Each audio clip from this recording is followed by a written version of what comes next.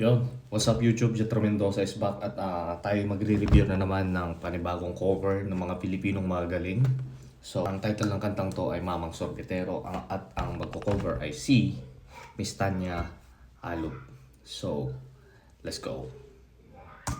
Yun, no? Ano ba to? Nasa taas ng bayabas ba to?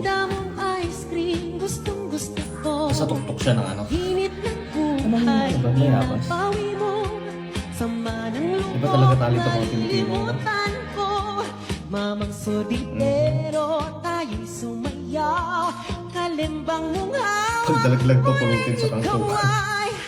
batang hindi sa'yo'y naghihintay. Bigyang ligaya, Kumukulot-kulot pa yung boses ni Madam Tanya. basta ng ulap sa himpapawid.